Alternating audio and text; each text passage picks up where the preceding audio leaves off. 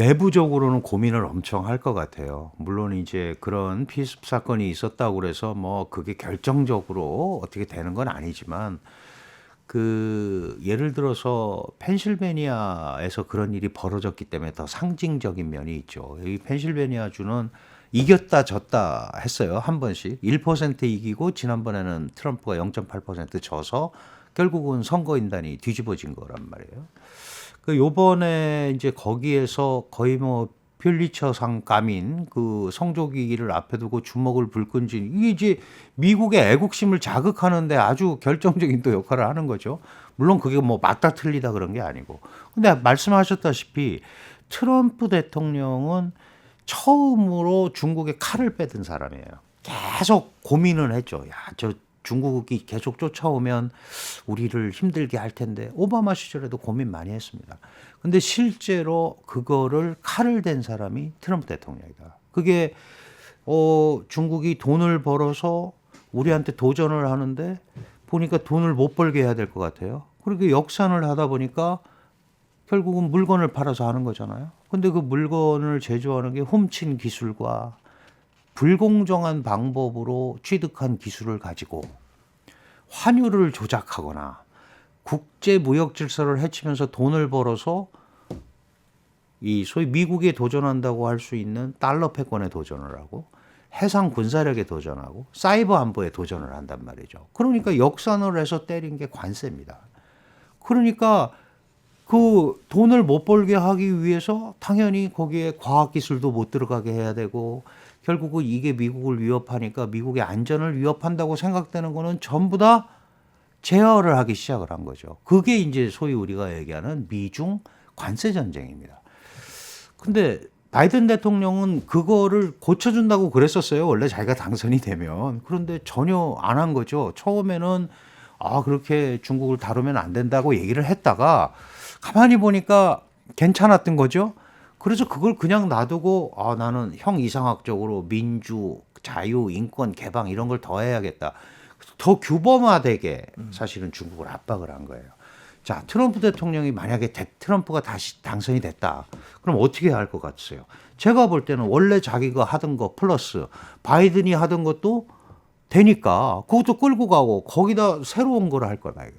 그러면 중국이 볼 때는 더 압박성이 강해질 수밖에 없죠. 실제로 트럼프 대통령은 모든 제품에 대해서 10% 관세를 때리겠다. 그리고 중국산 제품에 대해서는 60% 이상 관세를 매기겠다. 그랬단 말이죠. 뭐 구체적으로 뭐 모든 제품인지 그건 얘기 안 했지만 그렇게 얘기를 했단 말이죠. 바이든은 좀 달라요. 바이든은 소위 미국의 전략 산업이라고 생각되는 거에만 하는 겁니다. 그러니까 예를 들어서 자동차, 배터리, 그 2차 전지 뭐 이렇게 중국과 직접 관련되는 거. 전기차 같은 경우는 25%에서 100%로 했잖아요. 그러니까 모든 걸 다 하는 건 아닙니다. 약간 차별화 전략인데 트럼프 대통령은 그걸 또 한 거예요. 그럼 또 거기에 열광하는 사람들이 있죠. 맞아. 중국을 제압을 하려면 확실하게 해야 돼.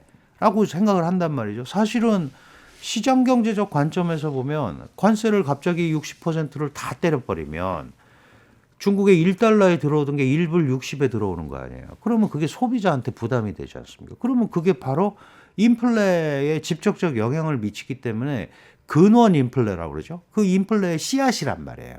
그런데도 하는 거예요, 지금. 그러니까 중국도 이걸 바라보고 있으니 거기다가 바이든은 중국이 가장 싫어하는 게 뭐 미국이랑 혼자 하면 어떻게 해보는데 바이든이 서방 세계를 끌어들이는 거예요. 뭐 나토 뭐 이러면서 우리랑 협력해라. 그 마침 서방 세계도 협력을 하기 시작을 한 거예요. 그러니까 우리는 뭐 100%까지는 안 하지만 한 60%까지는 관세 때릴 수 있어. 그러면 사실 중국산 자동차가 전기차가 시장에서 경쟁하기가 쉽지가 않잖아요. 그러니까 이런 흐름으로 지금 가기 때문에 결국은 중국의 압박이 전방위적 압박인 거예요. 중국 입장에서는 이걸 가만히 있을 수가 없죠. 그래서 자신들도 4월 말에 관세법을 만들었습니다. 네. 이제 그게 이제 우리는 뭐 중국판 슈퍼 300일이다 이렇게 얘기합니다.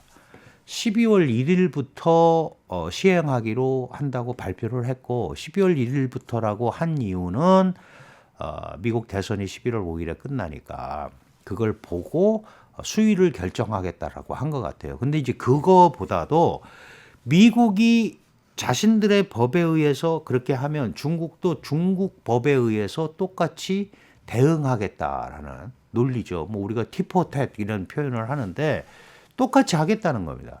그리고 사실 작년에도 기억하시겠습니다만 반간첩법이라는 거 만들면서 또 뭘 만들었냐면 대외관계법이라는 것도 만들었어요. 상대방이 하는 만큼 나도 똑같이 하겠다는 법적 근거를 만들어 놓은 거예요. 그러니까 어떻게 보면 법제화가 됐다라는 차원에서는 법에 의해서 하는 거니까 중국도 법치라고 얘기할 수 있잖아요. 그래서 그렇게 만들어 놨기 때문에 이게 미중 간에 중미 간에 어떤 대화나 이런 게 그 제대로 성립이 안 되면 말 그대로 법률전으로 가는 겁니다. 그러면 그 밑에 그걸 바라보고 있는 수많은 국가들은 굉장히 피곤해지는 거죠. 한국은 또 피곤하지만 우리만 그런 게 아니고 거의 모든 나라가 다 피곤해진다. 그래서 G0 시대라고 하는 거예요. 이 뭐 말로만 G2라고 그러고 맨날 싸우니까 다른 나라들을 너무 피곤하게 하는 거 아니냐. 그러면 결국은 정말 각자 도생밖에 없지 않느냐. 이제 이렇게 생각을 하는 거죠. 지금 그런 상황에 미중이 와 있다. 이렇게 보시면 되고 트럼프가 되면 좀 더 강화되겠죠. 아무래도. 근데 중국은 트럼프 대통령이 1대1로 상대하는 걸 좋아하니까 그렇게 하는 게 좀 더 낫지 않을까라고 생각하는 소리도 있어요. 바이든은 동맹과 함께를 지나치게 강조하니까 그게 규범에 기반한 질서, 그죠? 가치 규범을 만들어서 여기를 지키지 않으면 모든 나라가 같이 움직이는 시스템인데 트럼프는 그거하고는 좀 결이 다르죠. 미국이 제일이고 내가 하는 대로 따라와라는 거지 같이 하자는 거가 좀 아니잖아요. 그렇다면 중국 입장에서는 그런 트럼프가 상대하는 게 조금 낫지 않겠냐. 그런데 뭐 제가 볼 때는 50보 100보입니다. 누가 돼도 어차피 대중 압박은 강화될 수밖에 없다. 이렇게 봐야 될 것 같아요. 기본적으로 이거를 이제 중국 입장에서는 지금 미국을 극복하지 않으면 미국을 넘어서기가 어렵다라고 생각을 하는 거예요. 그 특히 시진핑 체제는 중국의 꿈을 외쳤잖아요. 중국몽. 우리가 옛날에 잘 나가던 중국인데 네. 이렇게 되지 않았냐. 그러니까 지금은 우리가 개혁 개방을 하고 이게 세계 2대 경제체가 됐고 사실은 지난달인가요? 4천만 불 차이로 독일한테 졌어요, 사실. 그래서 3대 경제체인데 네. 뭐 달러 때문에 그럴 수도 있으니까 이 지금이 미국을 극복할 수 있는 절호의 기회라고 생각을 하는 거예요. 그러니까 물러날 생각이 없는 거죠. 미국 같은 경우도 중국을 분명하게 제어하지 않으면 약한 미국이 되는 거예요. 저렇게 도전해 온 국가들을 다 무릎을 꿇렸었거든요.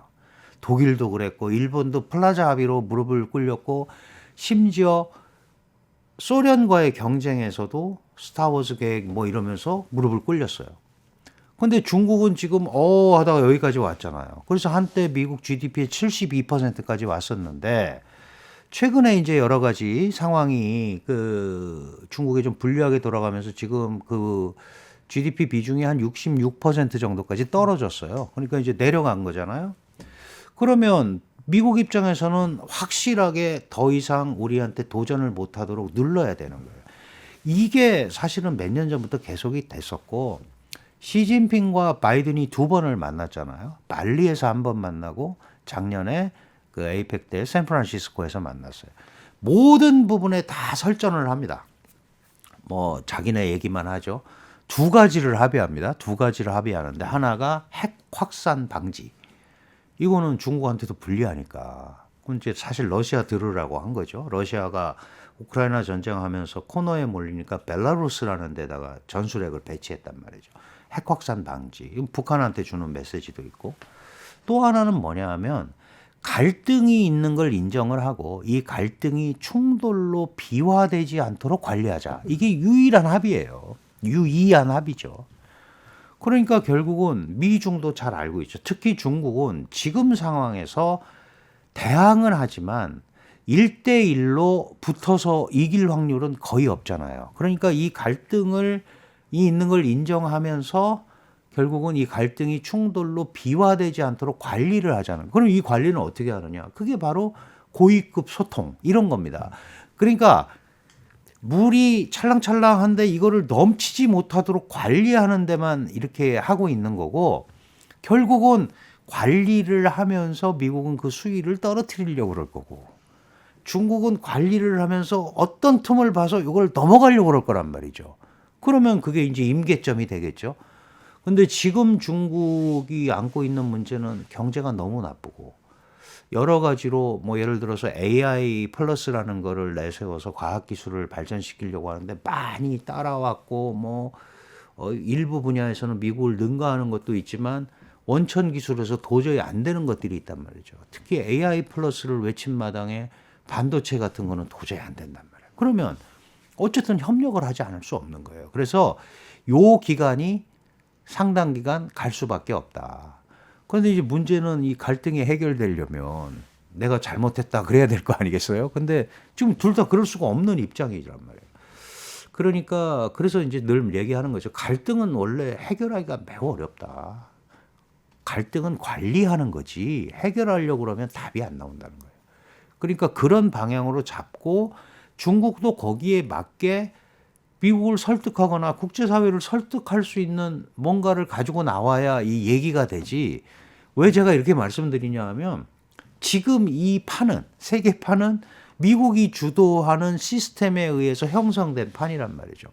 다 월드뱅크, 다 IMF 쓰고 있고 국제 결제 시스템 다 달러 패권에 의해서 움직이고 해상 운송하는데 미국이 전 세계 11개 항공모함이 바다를 지키면서 움직이고 있고 이 시스템을 누가 대체를 해야 거기를 따라갈 텐데 현재까지는 대체할 방법이 없는 거잖아요. 그러니까 결국 그거를 따라가는 데까지 중국도 뒤로 물러서지 않으면서 계속 발전을 할 건데 그러려면 경제가 받쳐줘야 돼요. 지금과 같은 경제 체질로는 그거를 따라가기가 쉽지 않고 우군을 확보하기가 쉽지 않을 거다. 그래서 거의 마지막 기회 아니냐 좀 바꿔라. 바꾼다는 메시지라도 방향이라도 주면 훨씬 나아질 텐데 왜냐하면 중국은 여전히 프론티어잖아요. 시장을 제공할 수 있고 여전히 글로벌 밸류체인의 한 40%를 차지할 만큼 중요한 국가예요. 그러면 중국 거 안 쓰고 사는 게 너무 어렵잖아요. 메이드 인 차이나 없이 살아가기 옛날에 뭐 TV 프로도 미국에서 찍었었는데 이틀 지나니까 안 된 것처럼 전 세계 공급망도 비슷하다. 그러면 이걸 완전히 디커플링 하는 거는 근본적으로 불가능하다라고 생각을 했기 때문에 디리스킹이라는 게 나왔잖아요. 그러면 이 상황에서 양측이 또는 다른 나라가 받아들일 수 있는 리커플링으로 가야 중국 경제가 사는 거지. 이걸 계속 이렇게 그 싸우는 형태로 가가지고는 중국이 과거와 같은 그런 어떤 회복력 이런 걸 갖기는 쉽지 않을 거다 이렇게 보는 겁니다. 어렵죠. 이렇게 계속 가면 왜 어렵냐 하면 결국 관세라는 게 이제 물건을 팔아서 살아야 되는데 물건 값을 올리는 거잖아요. 자기 입장에서 보면. 그러면은 또 거기에 이제 뭐 국가 안전을 위협한다 뭐 이러면서 수출도 이제 미국 입장에서 수출도 못하게 하면 중국은 수입도 어려워지는 거고 그러면 당연히 수입 가격도 또 올라갈 수밖에 없어요. 그러면 결국은 물론 이제 중국 전체 경제에서 수출이 차지하는 비중이 뭐 엄청나고 그게 100%는 아니더라도 그런 부분들이 계속된다면 중국 내부에서야 뭐 내부 내수나 이런 거 가지고 할 수야 있겠지만 미국을 따라잡는다거나 미국에 버금간다거나 이런 형태의 폭발적인 발전, 뭐 폭발적이라는 게 뭐 어폐가 있지만 지속 가능한 발전을 하기가 쉽지 않을 거다. 굉장히 들쭉날쭉하는 상황에 따라서 벌써 그런 걸 보여주잖아요. 뭐 5% 못할 거다고 그랬는데 1사분기에 5.3% 하더니 또 그래서 이제 5%는 가겠구나 그랬는데 또 갑자기 4.7%가 되는 거예요. 이게 중국 경제 규모가 크기 때문에 이 0.1%가 엄청나잖아요. 네. 그런 게 시장한테 엄청난 충격을 주는 거거든요. 소비도 한 3% 정도 갈 것 같았는데 2%밖에 안 되네. 그러면 이거 안 되는 거 아니야? 구매자 관리 지수 마찬가지잖아요. 기업이 내가 이 얼마를 더 투자를 할까를 결정을 하는 거잖아요. 이제 경기가 좋아지냐 나빠지냐에 따라서. 근데 구매자들이 경기 안 좋아질 것 같아. 그럼 원자재 덜 사는 거죠. 그럼 결국 이렇게 보면 스스로도 중국 경제가 이렇게 화랑으로 가기가 어렵다라고 인정을 하니까 네. 그러면은 그걸 바라보는 투자자들은 더 안 하는 거죠. 그럼 당연히 증시도 마찬가지로 반응을 할 수밖에 없죠. 그러니까 지금의 경제 메커니즘은 증시를 부양하기 위해서 증시에다 자금을 집어넣고 부동산을 부양하기 위해서 부동산에다 자금을 집어넣어서 되는 상황이 아니라는 거예요. 선순환 사이클에 걸리지 않으면 안 된다. 그리고 그 돈을 집어넣으면 그것도 일시적일 수밖에 없다. 중국도 조치들을 하잖아요. LPR 이자율 같은 거 뭐 좀 떨어뜨리고 그러면 잠깐 며칠 상해 증권거래소에서 잠깐 반짝하다가 이 정도 가지고는 안 돼. 그러고 다시 죽는단 말이죠. 요즘은 또 중국 내부가 어려우니까 중국 자본이 홍콩 H주에 또 엄청 투자를 해요. 오래 갈 것 같지가 않은 거죠. 왜냐하면 근본 펀더멘털이 바뀌지를 않으니까. 그러면서 사실은 이제 외부 경제가 좋아지고 그러면 그거를 약간 넘어갈 수 있는 게 있는데 지금 전 세계 경제가 그렇지 않잖아요. 강달러. 여기에 뭐 엔화도 그렇고 우리도 동조할 수밖에 없고 굉장히 어려운 구조로 가 있기 때문에 이게 전체적으로 보면 약간 비정상적인 우리가 그동안 알았던 그 글로벌 경제에서는 굉장히 비정상적인 상황이 정상적으로 비치는 것처럼 지금 계속 되고 있는 거죠. 그게 이런 것도 뉴노멀인 거죠. 그러니까 여기에 맞추기 위한 이 전략이나 이런 걸 짜는 게 굉장히 어렵습니다. 그래서 저희가 기대하는 건 그 미중이라도 좀 싸우지 마라.